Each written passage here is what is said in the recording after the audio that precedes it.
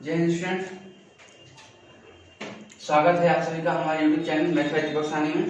आज का जो चैप्टर है, जो टॉपिक बाद हम लोग बात करेंगे वो माध्यमिक का चैप्टर 1 पे आधारित है। माध्यमिक का चैप्टर 1 है। चैप्टर का नाम है एक चल विशिष्ट द्विघात समीकरण, quadratic equation with one variable. समझेंगे, थोड़ा सा बेसिक जानकारी लेंगे अभी हम लोग। बेसिक जानकारी क्या होता है, क्वाड्रेटिक इक्वेशन क्या होता है, वन वेरिएबल क्या होता है, इसके बारे में जानेंगे। फिर वन बाय वन हम लोग सवाल पे आएंगे, ठीक है।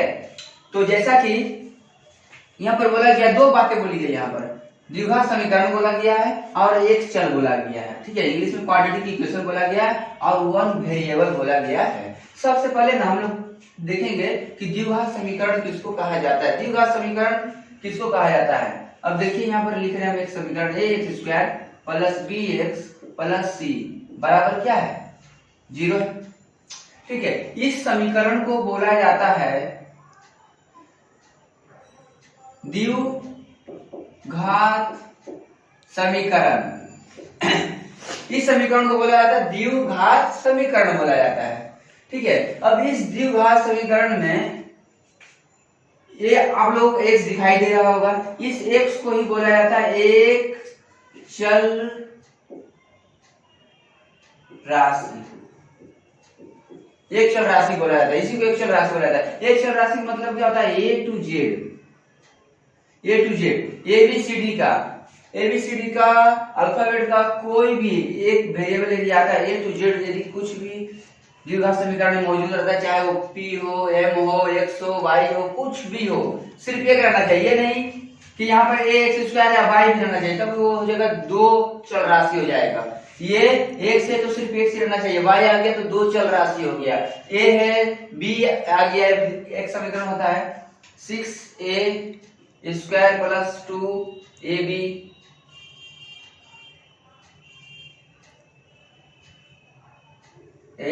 B square. अब इसको क्या बोलेंगे हम लोग, इसको द्विघात समीकरण बोलते हैं।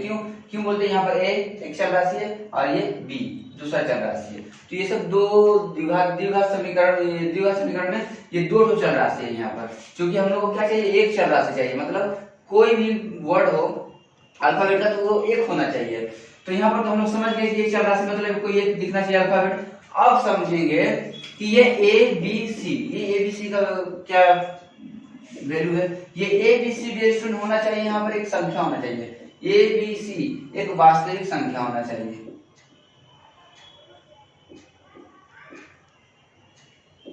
वास्तविक संख्या, रियल नंबर होना चाहिए, ठीक है। और जीरो नहीं होना चाहिए, ये बराबर जीरो नहीं होना चाहिए। तो जो भी इक्वेशन अभी हम लोग के पास दिया रहेगा, जो भी सवाल सॉल्व करेंगे तो उसमें ध्यान देंगे कि ABC वास्तविक संख्या है कि नहीं है, और क्या देखना चाहिए कि a बराबर 0 है कि नहीं है। अब लेकिन ध्यान रखें, a बराबर 0 होना नहीं चाहिए। यदि होता है तो वो द्विघात समीकरण के रूल को फॉलो नहीं करेगा।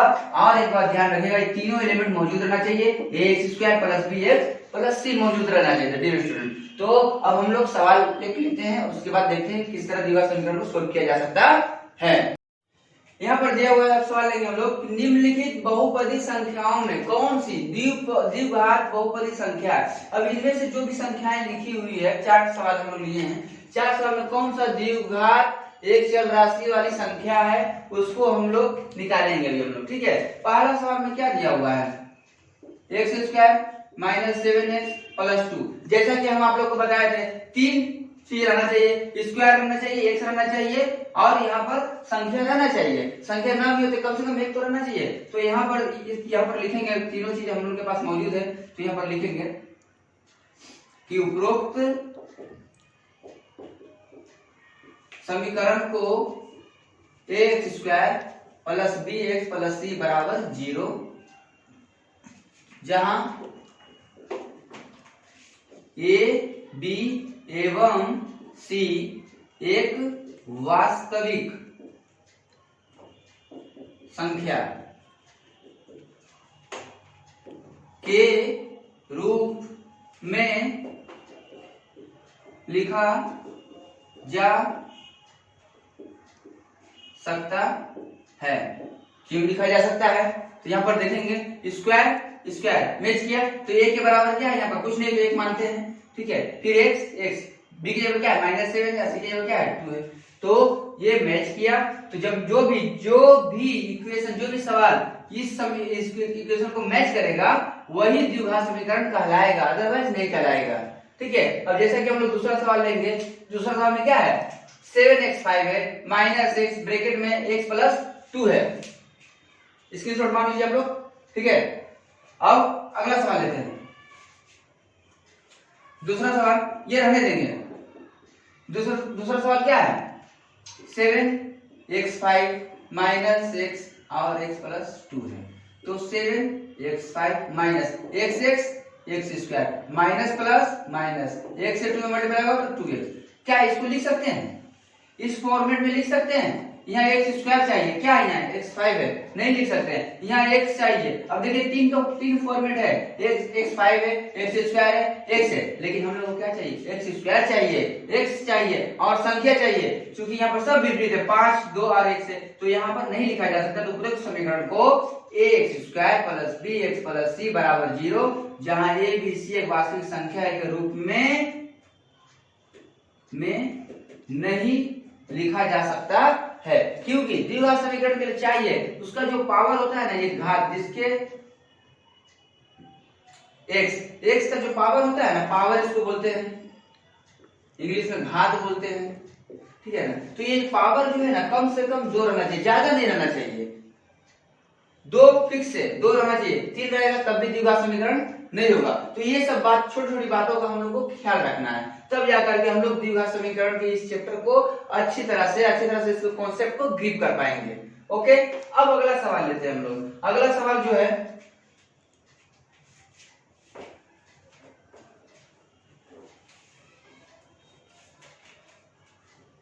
अगला सवाल 3 नंबर जो है 2x प्लस 5 और प्लस 1, ठीक है। तो 2x, अब देखिए 2x से x में गुना होगा क्या होगा 2x स्क्वायर आएगा, प्लस प्लस प्लस 2 बचे 10x और ये 1। क्या लग रहा है आप लोगों को? देखिए x स्क्वायर a के साथ क्या है 2 है, x b के साथ b की जगह पर 10 है, 80 की जगह क्या है 1 है। तो उपरोक्त समीकरण को ax square plus bx plus c बराबर 0, जहां a b c एक वास्तविक संख्या के रूप में लिखा जा सकता है। समझने का यहाँ पर कोशिश करेंगे। यहाँ से स्टार्टिंग क्या हुआ, जो पावर है क्या है 2 है, फिर सिंगल x है और संख्या है, मतलब द्विघात समीकरण हो सकता है यहाँ पर। डियर स्टूडेंट, और इसके आगे वाला ये सवाल जो देखिए, ये जो सवाल है 2x माइनस 1 है, तो यहाँ पर स्क्वायर तो है ही नहीं, ये अल्टरनेट क्या है, यहाँ 2 ही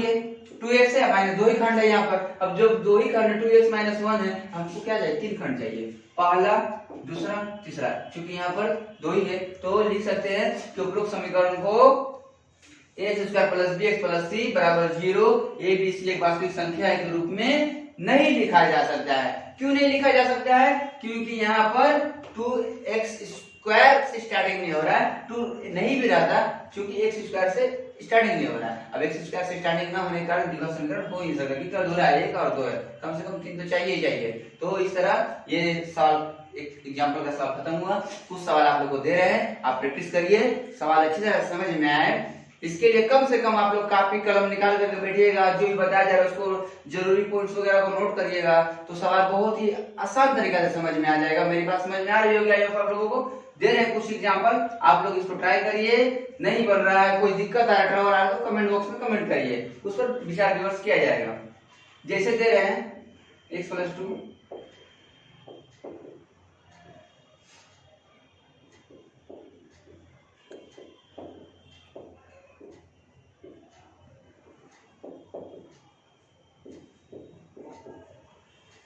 स्क्रीनशॉट मार लीजिए आप लोग। ये सवाल है, 4 सवाल दिए, आप लोग प्रैक्टिस करिए इसको। जो भी दिक्कत हो रहा है, जो भी परेशानी हो रहा है, कमेंट बॉक्स में कमेंट करिए, हमारे साथ बने रहिए मैथ से जुड़ी हुई और भी जानकारी के लिए, अपना कॉन्सेप्ट क्लियर करने के लिए। और अगले सवाल की तरफ बढ़ते, ये तो हो गया, आप लोग को दे दिए हैं, आप लोग बनाइए, दिक्कत हो रहा है तो बोलिएगा। अगले सवाल की तरफ हम लोग बढ़ते हैं आगे। अब अगले सवाल की तरफ, अगला सवाल जो हम लोग का निम्नलिखित समीकरण है, निम्नलिखित इतना जो 4 सवाल दिया है, उस सवाल में से किस सवाल को x square plus b x plus c बराबर 0 के रूप में लिख सकते हैं और ए बी सी एक वास्तविक संख्या है, निश्चित संख्या है और ए बराबर 0 नहीं होना चाहिए। इस समीकरण को भी सोल्व करके उसके हिसाब से मिलाना है, हम लोग को देखना है कि ये समीकरण इस x square plus b x plus c द्विघात समीकरण को मैच कर रहा है कि नहीं कर रहा है। तो हम लोग लेते हैं पहला सवाल जो हम लोग का है x minus 1 plus 1 by x equal to 6। अब इस तरह के समीकरण को सोल्व करने के लिए हम लोग ध्यान रखेंगे कि x को एक साइड और संख्या को एक साइड कर देंगे तो ज्यादा सुविधा होगा यहाँ पे। तो x प्लस 1 बाई एक्स बराबर ये माइनस 1 है, उधर जाएगा तो अपोजिट हो जाता है, माइनस कन्वर्ट इनटू प्लस में, तो प्लस 1 हो गया। अब इसके लिए कुछ नहीं थे 1 और x का एलसीएम निकालते हैं तो क्या आएगा, समझ लीजिए दोनों अलग अलग है तो 1x लिख दिए, x भी रहता है कोई दिक्कत नहीं है, समझने के लिए हम समझ लिए 1x लिख दिए, 1 1 मिल गया क्या बच गया x से मल्टीप्लाई होगा तो x स्क्वायर प्लस x मिल गया क्या बच गया 1 1 से 1 मल्टीप्लाई हो गया तो 1 ही आएगा, क्योंकि x लिखा नहीं जाता इसलिए हम हटाते हैं। ठीक है 6 और 1 कितना हुआ 7 हुआ। अब देखिए एक बार में ये बराबर का साइन आप नहीं दे सकते हैं और दे दीजिए ठीक रहेगा। 7 के लिए कुछ नहीं था एक माने, अब x स्क्वायर प्लस 1 से एक मल्टीप्लाई करेंगे तो x स्क्वायर प्लस 1 और 7 से x मल्टीप्लाई करेंगे तो 7x। अब x स्क्वायर प्लस 7x इधर आएगा तो माइनस 7x प्लस 1 बराबर इधर कुछ नहीं तो 0। क्या लग रहा है आप लोगों को ये द्विघात समीकरण जैसा दिख रहा है, तो स्क्वायर है x से संख्या तो लिख सकते हैं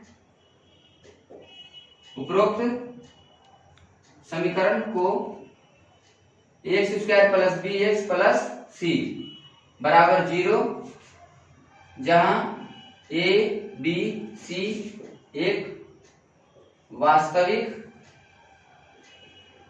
संख्या और ए बराबर 0 नहीं है के रूप में लिखा जा सकता है। ओके अब अगला सवाल की तरफ हम लोग बढ़ेंगे, ये तो हो गया। अब ये 2 नंबर सवाल हम लोग बनाएंगे, इसकी शॉर्ट मान लीजिए तो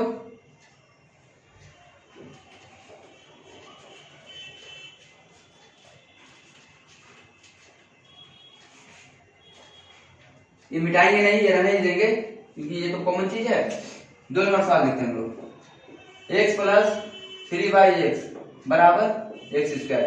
एक्स के नीचे कुछ नहीं 1 मानेंगे, जैसा कि हम लोग बता देते 1 और x का एलसीएम x जाता है 1 रहता है और 1 1 मिल गया समझिए हट गया तो x से गुना हुआ तो क्या आएगा x स्क्वायर।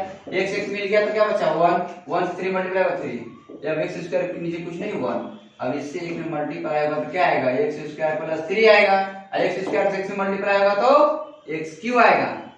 अब x क्यू प्लस में इधर आएगा तो minus x Q plus x square plus 3 बराबर क्या हो गया 0 हो गया। ठीक है अब देखिए ये क्या मिल रहा है x स्क्वायर मिल रहा है, देख लीजिए आपको मिल रहा है नहीं मिल रहा है, स्क्वायर होना चाहिए क्या है यार क्यू है, यहाँ x नहीं मिल ही नहीं रहा है, स्टार्टिंग में क्यू से हो गया, यहीं पर काम खराब हो गया, खेला खराब।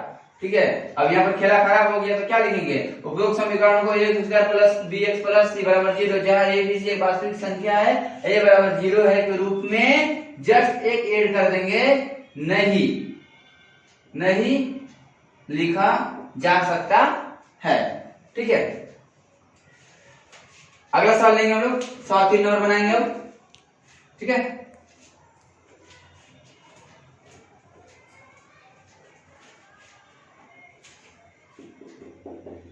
3 नंबर में x square minus 6 root x plus 2 बराबर 0। इसको सोल्व करने का जरूरत ही नहीं है, यहाँ पर सिंपल फॉर्मेट समझेंगे। स्क्वायर तो समझ में आ रहा है लेकिन क्या है यहाँ एक्स फ्री में नहीं, फ्री अवस्था में नहीं है, रूट में है। अब रूट में है तो एक्स तो रूट में है, सिंपल अवस्था में है नहीं, साधारण अवस्था में नहीं है, फ्री है नहीं, रूट में है। रूट का संख्या तो अभी 1 रहता तो बाहर निकल भी सकता था, एक्स अकेला है तो बाहर नहीं निकल पाएगा, तो इसीलिए उपरोक्त समीकरण को x square plus b x plus c बराबर 0, जहाँ ए बी सी एक वास्तविक संख्या के रूप में नहीं लिखा जा सकता है। 4 नंबर सवाल लेते हैं हम लोग। ठीक है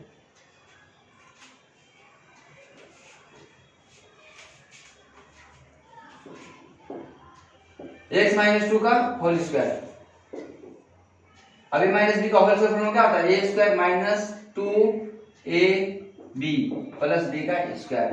अब एक्स स्क्वायर माइनस 2 दूना 4x प्लस 2 का स्क्वायर 4। इसको लिख सकते हैं क्योंकि स्टार्टिंग स्क्वायर से फिर एक से फिर संख्या है, तो इसको लिख सकते हैं यहाँ पर, जस्ट अपने ही को मिटा देंगे। ओके, अगला सवाल की तरफ हम लोग बढ़ते हैं। ठीक है, यहाँ लिखा है कि x6 minus x cube minus 2 equal to 0 समीकरण किसके सापेक्ष में, इस समीकरण को किसके सापेक्ष में एक द्विघात समीकरण किया जा सकता है, बनाया जा सकता है। जो समीकरण दिया हुआ उसको लिखेंगे x6 एक्स क्यूब माइनस 2 बराबर 0। अब यहाँ पर बोले किसके सापेक्ष में ये समीकरण को बना सकते हैं, द्विघात समीकरण को बना सकते हैं। तो हम लोग यहाँ लिखेंगे एक x6 है, तो x6 है तो यहाँ पर लिखेंगे एक्स क्यूब और ये स्क्वायर को बाहर कर देंगे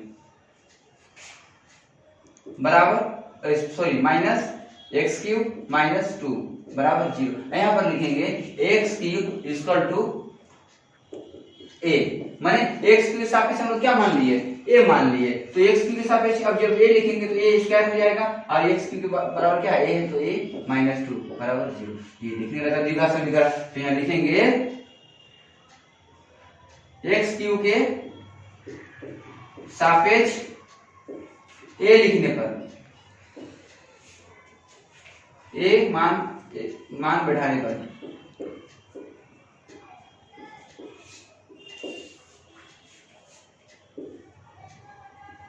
द्विघात समीकरण होगा। समझ में आया?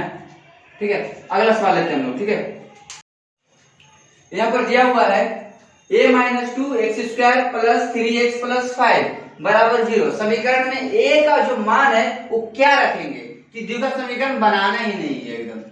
ठीक है, द्विघात समीकरण नहीं होगा, a का क्या मान बढ़ाना है। यहाँ पर ये नहीं बोला कि समीकरण होगा, यहाँ पर बोल रहा है कि अब समीकरण नहीं करना है, समीकरण नहीं बनाना है, क्यों नहीं बनाना है, a का मान क्या बैठाना है, a का मान क्या बैठाने पर समीकरण नहीं बनेगा। तो देखेंगे जो समीकरण हमारे पास दिया हुआ a minus 2 x square plus 3x plus 5 बराबर 0 दिया हुआ है।